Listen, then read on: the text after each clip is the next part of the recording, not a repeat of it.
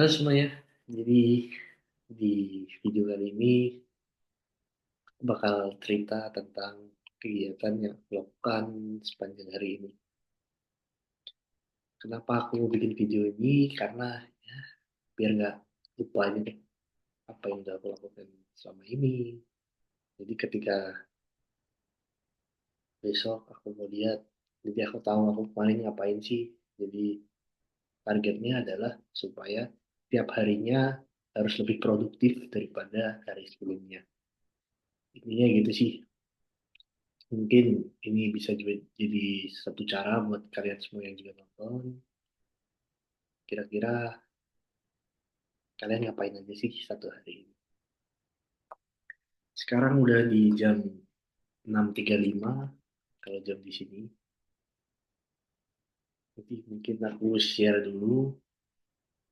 Saat ini aku sedang lagi ada program Research Exchange Student di NTU Singapura. Jadi saat ini aku sedang menjalankan penelitian. Sebagai background, aku adalah mahasiswa S2 di ITB jurusan Teknik Informatika dengan fokus di sistem informasi. Jadi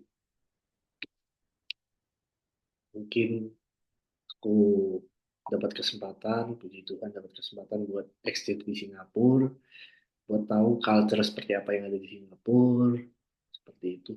Jadi saat ini aku sedang ada di Inspirasi Office di sebenarnya working hour jam buka di kantor ini adalah jam 8.30 sampai jam 17.30 jam Singapura. Dan sekarang udah di 18.30, 18.35-an. Jadi memang banyak orang yang sudah pulang. Cuman rata-rata teman-teman yang juga researcher di sini, atau ya bisa dibilang mahasiswa-mahasiswa yang melakukan penelitian di sini, banyak kan masih belum pada pulang. Dan aku biasanya yang paling cepat pulang. Kenapa gitu? Karena mereka mungkin mengejar dan lain sebagainya. Kalau aku lebih fokus ke ketika udah bukan jamnya, ya udah balik istirahat, memanfaatkan waktu yang ada, mungkin scroll TikTok, main game, atau apapun itulah, nonton Netflix dan lain sebagainya. Oke, mungkin hari ini adalah hari ke-27 aku ada di Singapura. Aku datang di tanggal 16 Januari 2025 dan sekarang di tanggal 11 Februari 2025. Selama 27 hari ini mungkin aku udah catat-catat lah selama aku di sini tuh aku ngapain aja, karena aku baru sempat buat bikin video ini di tanggal 11 Februari ini. Jadi untuk uh, ingat-ingat udah ngapain aja. Jadi selama proses penelitian ini dari week 1 tanggal 16 Januari sampai 22 Januari sampai di NTU, aku flight tuh udah jam apa ya, jam 10 pagi sampai jam 1 langsung perjalanan menuju ke NTU. Tapi ketika itu nggak langsung mulus, ya, tapi nyasar dulu karena harusnya aku turun ke Terminal 3 buat ambil koper aku, cuman justru aku turun langsung ke Terminal 1. Jadi aku nyari di putaran bagasi, ternyata kok nggak ada koper aku, jadi aku tanya ke petugas, ternyata salah terminal, jadi aku harus pindah ke Terminal 3 padahal udah keluar di imigrasi. Jadi aku langsung ke Terminal 3 buat ambil koper. Kirain bisa langsung masuk karena bilang dengan tiket, bilang dan lain sebagainya.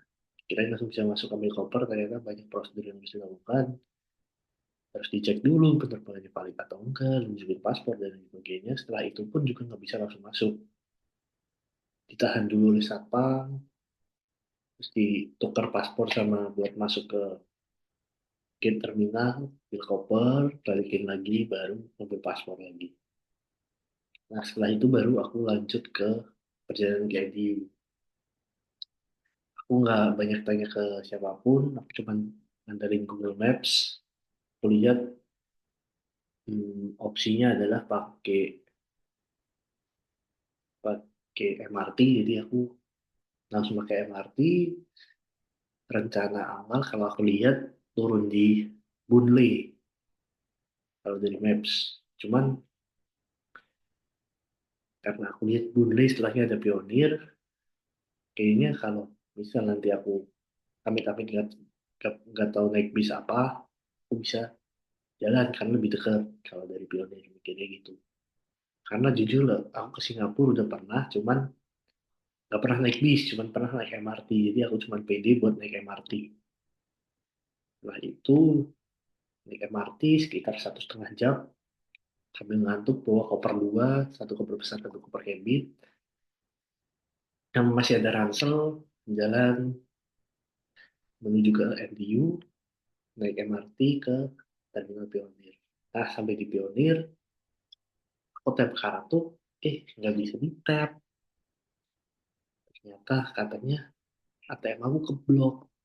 Terus aku tanya ke ATM-nya, banknya, karena katanya kartu aku nggak diaktifasi. Padahal aku tap buat masuk bisa. Gitu. Alhasil untung aku punya EasyLink, meskipun saldonya waktu itu minus, jadi aku top up dulu $10. Jadi aku bisa jalan. Terus aku tanya ke petugas yang ada di luar MRT itu, katanya kalau mau ke NTU bisa naik ke bis. Bis ada tulisannya Green Loop gitu, bis hijau. Dan kebetulan waktu itu ada bis. Jadi kebetulan bisnya itu waktu itu datang. Jadi aku langsung jalan bisnya terus tanya ke petugas sopirnya lagi, aku mau check in di hall 10 dan hall 11 office.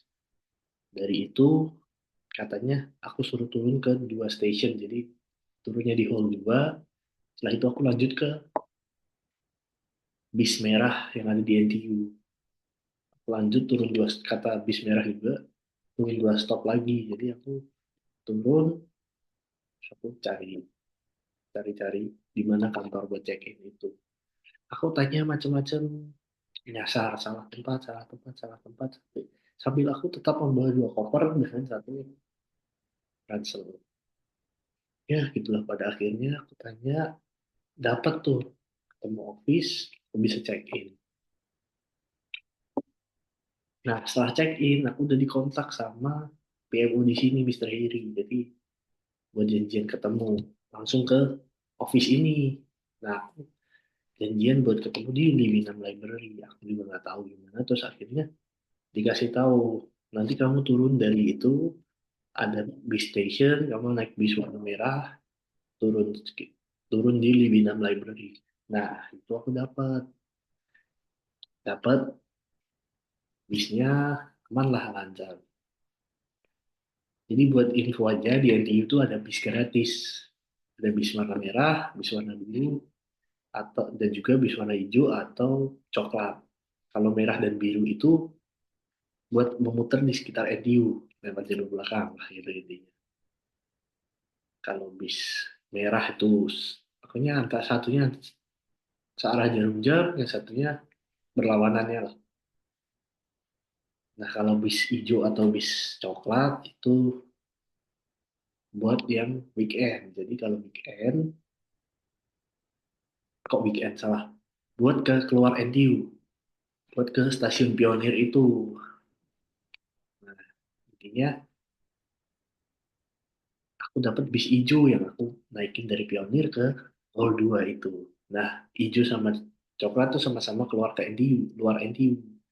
Kalau yang hijau itu buat weekday, kalau yang coklat itu buat weekend. Itulah intinya. Itu hari pertama aku udah nyasar tuh. Pertama nyasar di terminal, kalau terminal. Salah nyasar di pesawat Changi Airport, terus nyasar juga muter-muter check-in hall. Nah, setelah itu kayaknya itu udah sore deh. Jadi coba dikenal-kenalin. Dan aku ya biar aku tahu kontak mereka, aku puterin HP aku buat editin satu-satu WA orang-orang yang lain. Dan ternyata memang udah ada grup, jadi aku masuk ke grup itu. Terus, nah hari esoknya, kayaknya aku datang hari Rabu, itu hari Kamis. Hari Kamis tuh aku karena office buka jam 8.30, jadi aku berangkat jam 8 supaya dengan harapan mau datang paling pagi nih. Eh, setelah naik bis merah, turun di Libinam Library, nggak tahu di mana arah ke library, ke inspirasi office ini. Jadi alhasil nyasar, muter, muter, muter dari yang semangat jadi malah keringetan dan lain sebagainya. Sampai akhirnya udah 1 jam, akhirnya aku chat salah satu temen aku namanya Aldan, buat tanya kira-kira ini lewatnya mana, antar-antarnya gimana, petunjuknya gimana gitu. Pas kebetulan dia juga baru datang. Itu sekitar jam 9 deh pokoknya. Dia datang, jadi kita masuk ke inspirasi office bareng. Dan ternyata plot twist-nya adalah aku tuh di sini buat masuk akses ke suatu tempat itu tuh harus buka pintu. Kalau di Indonesia, yang aku pahami, kalau buka pintu itu masuk ke ruangan seseorang. Kalau masuk pintu harus ngetuk dan lain sebagainya. Ternyata di sini memang ditutup dengan pintu-pintu. Bahkan untuk keluar tulisannya tulisan exit. Kalau di Indonesia tulisan exit ada untuk emergency exit. Ini kalau kalian lihat itu ada hijau-hijau, nah itu exit. Exit itu bukan emergency exit kalau di sini. Itu buat arah keluar. Itu saya aku juga pelajari di sini. Jadi eh, masih banyak hal-hal lah. Jadi dia bukan itu aja. Besoknya juga tersesat ngurus student pass. Jadi buat mahasiswa exchange, buat mahasiswa lah intinya adalah ketika kalian udah punya visa di sini, kalian harus tukerin surat IPA kalian, bukti kalau kalian student itu buat ditukar jadi student pass. Itu aku nyasar lagi ke situ waktu baliknya, karena waktu berangkatnya udah ditunjukin sama teman-teman yang lain. Ya intinya besoknya urus STP dan lain sebagainya. Seperti itu. Buat yang udah aku kerjain, overall penelitian, mungkin aku jelasin singkat penelitian aku adalah tujuannya adalah bikin bagaimana sistem untuk eh, perputaran atau route planning eh, mobil listrik atau EV. Kalau kita di Indonesia kan untuk ke pom bensin sekarang udah banyak banget tuh pom bensin. Jadi kalian tinggal lewat aja jalan yang kalian inginkan, pada akhirnya kalian akan menemukan pom bensin. Nah, beda buat EV atau mobil listrik, kalian nggak bisa asal sembarangan lewat jalur. Karena belum tentu jalur-jalur tersebut udah ada charging stationnya atau SPKLU di Indonesia. Nah, oleh karena itu, tujuan dari penelitian ini adalah supaya bagaimana sih untuk menghasilkan jalur paling efektif untuk EV di Indonesia. Dan pendekatan yang saya gunakan adalah menggunakan metodologi gabungan antara machine learning untuk mengetahui polanya dan juga optimasi matematika untuk menghitung jarak-jaraknya dan lain sebagainya. Jadi intinya adalah menggabungkan kedua hal tersebut untuk nantinya bisa menghasilkan road planning yang paling efektif. Nah, di Indonesia udah ada konsep-konsepnya yang mau aku coba ke sini dengan benchmarking gimana sih implementasinya di TU. Aku ke sini dengan membawa mockup yang udah aku bikin, lalu aku juga udah punya data-data SPKLU yang aku kolek sendiri dari aplikasi Charging by PLN, lalu coba hitung. Nah, intinya adalah bagaimana untuk menghasilkan rute yang efektif. Jadi awal-awal ke sini aku coba buat hitung dari titik-titik SPKN itu kira-kira estimasi matematika apa perhitungan yang menghasilkan jalur paling efektif gitu. Nah, mungkin setelah itu sambil mencari data-data, kolek data dari PLN dan sebagainya. Dan aku juga udah dapat data terkait dengan EV charging pattern dan juga dari schedule dan juga dapat dari salah satu mentor yang ada di NTU. Dan ya, overall aku udah collect data dari minggu lalu, aku udah coba buat modeling, tapi memang hasilnya prediction yang dibikin based on real data tersebut uh, masih jauh lah, bahkan akurasinya masih 0,3. Tapi dari ini dapat data dari kemarin, dapat data dari mentor aku NTU mainnya, udah aku coba modeling dapat 98% lah, 0,98. Dan setelah itu mungkin aku juga udah mulai perbandingan intinya menggunakan code simple mungkin supaya menghasilkan hasil yang efektif. Ini aku coba buat satu persatu yang nantinya aku gabungin supaya dapat orasi yang terbaik ketika digabungin juga. Kenapa aku langsung tembak salah satu yang paling baik di berdasarkan modeling yang ini, karena belum tentu modeling yang ini cocok buat pemodelan yang lain seperti itu. Gitu lah. Nah, intinya mungkin besok aku mulai sharing lagi apa yang aku lakukan eh, besok, dan mungkin hari ini akan fokus ke apa yang aku lakukan kemarin dan juga hari ini. Sebenarnya aku ada ongoing project bersama teman-teman.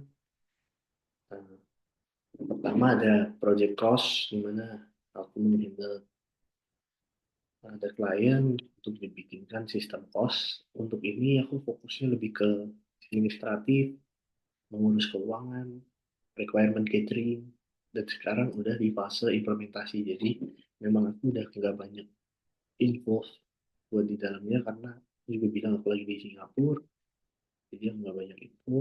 Jadi aku cuma ngurusin keuangannya lah intinya, supaya sampai akhir finishing aplikasi uangnya tetap aman, ada pembukuannya lancar dan lain sebagainya seperti itu. Itu proyek yang pertama, yang terkait dengan pembuatan sistem cost. Lalu yang kedua, aku ada proyek pembuatan badan usaha. Jadi buat kalian teman-teman sekalian yang nantinya membuat PT atau CV jangan lupa kontak aku aja, atau nanti bisa langsung di website yang sedang ongoing juga meskipun saat ini lagi proses testing, flow dan lain sebagainya, namanya Rekan Sukses, rekansukses.com. Jadi kalian jangan lupa kalau mau order PT, CV jangan lupa langsung ke Rekan Sukses aja, karena bisa dijamin bahwa partner-partner yang ada di Rekan Sukses merupakan orang-orang yang terpercaya. Seperti itulah, notaris-notaris top dan lain sebagainya. Dan hanya itu, aku juga lagi ongoing project. Ini sebenarnya adalah membantu teman-teman yang mau kerja praktik lah intinya. Jadi aku mau wadai teman-teman yang kerja praktek di, sebenarnya ini adalah perusahaan keluarga aku, namanya Indonesia Mitra Teknologi, fokusnya dia di pembuatan software, IT dan lain sebagainya. Intinya adalah membantu perusahaan-perusahaan untuk drive bisnis mereka by developing sebuah platform teknologi, sistem dan lain sebagainya. Dan sekarang lagi ongoing project juga buat di eh, masih di lingkungan keluarga juga, bikin buat sistem cafe lah. Jadi intinya sekarang tuh pakai point of sales suatu brand, tujuannya adalah mau kita coba buat switch ke yang kita develop sendiri, karena dengan kita develop sendiri tentunya kita bisa adjust berdasarkan apa yang kita inginkan gitu lah. Jadi seminggu ini aku banyak bikin requirement, kira-kira apa aja yang ada. Buat kalian yang penasaran, mungkin kalian bisa langsung aja cari Notarits, itu cafe keluarga lah. Lokasinya ada di Kudus, sekarang lagi proses pengembangan sistemnya. Jadi nanti intinya adalah di tiap meja kita akan ada barcode masing-masing, atau buat orang yang datang kita kasih barcode buat mereka pesan by aplikasi gitu. Dan kalian bisa reservasi dengan layout yang sesuai dengan yang ada di kafe. Jadi kalian tinggal mau reservasi di titik tertentu, di kursi tertentu, atau booking satu meja seperti itu. Intinya adalah tujuannya supaya ketika kalian datang ke kafe kita, kalian bisa tahu kondisi kafenya secara live. Jadi kalian datang, kalian nggak mungkin nggak dapat tempat karena kalian udah booking sesuai dengan apa yang ada. Jadi kalian nggak akan datang dan kecewa seperti itu. Intinya kalau kalian lihat memang full ya, kalian bisa nggak usah datang seperti itulah intinya. Pada dasarnya tujuan daripada sistemnya adalah seperti itu di sisi user, di sisi pelanggan. Kalau di sisi by system tentunya kita mau mengembangkan eh, kasirnya, stockingnya lah, manajemen stok itu jadi kunci daripada bisnis F&B seperti itu. Kapan kita harus order dan lain sebagainya. Mungkin buat kalian yang mau order sistem di kita bisa langsung aja kontak aja di email mixelnanjay@gmail.com atau apapun itulah, nanti komen di manapun aku jawab. Oke, seperti itu di hari ini seperti yang aku bilang, eh, aku lagi ngolah data seperti yang tadi buat memperhitungkan kira-kira kapan sih eh, user tuh melakukan ngecas mobilnya, terus juga memperhitungkan berapa lama sih waktu pengecasan di setiap charging station. Nah, seperti itu berdasarkan input-input parameter yang ada, itulah intinya. Jadi mungkin buat hari ini banyak ngelakuin itu, terus monitoring project-project yang ongoing, serta hari ini juga eh, ngecek di bagian website Escargot Indonesia, atau kalian kalian juga yang mau order bekicot juga bisa langsung kontak aja di website Escargot Indonesia. Sekarang lagi developing artikel lah, kenapa artikel ini penting buat suatu website khususnya buat di bidang ekspor impor, karena supaya website kalian dianggap kredibel, supaya ketika kalian search nama website kalian itu muncul. Itu caranya adalah kalian perbanyak artikel-artikel yang ada di dalam website itu. Jadi kalian bisa bikinlah page artikel supaya website kalian bisa langsung muncul ketika dicari seperti itu. Itu salah satu tips dari aku. Mungkin buat hari ini kayak gitu aja. Mungkin ini setelah ini aku akan balik ke dorm, istirahat, untuk film dan sebagainya.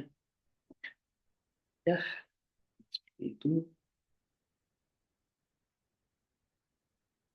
dari buat hari ini mungkin itu buat detail lain sebagainya mungkin aku besok ceritain. Kalau hari ini karena ini baru video pertama, aku banyak cerita terkait dengan background profile dan lain sebagainya, untuk supaya kalian bisa dapat apa yang sedang lakukan gitu-gitu. Mungkin buat plan buat besok ngerjain lagi di data-data itu, aku coba buat bandingin algoritma yang ada, terus aku testing ke mockup yang udah aku bikin. Apakah itu bisa dipakai atau enggak gitu lah. Oke, mungkin sekarang udah hampir jam 7. Oke, terima kasih semua yang udah nonton. See you besok di cerita-cerita selanjutnya. Mungkin aku bakal cerita detail. Mungkin bangun jam berapa, mulai aktivitasnya berapa, makan apa, dan sebagainya. Oke, mungkin sekian videonya. Ini video mungkin nggak diedit, langsung di-upload aja. Video pertama, karena dengan tujuan untuk buat aku pribadi, lihat apa yang udah aku lakuin supaya setiap harinya dapat berkembang lebih baik dan lebih baik. Seperti itu. Terima kasih teman-teman yang sudah menonton. See you next video. Bye-bye. Terbangan lagi. Oke, terima kasih semuanya. Bye.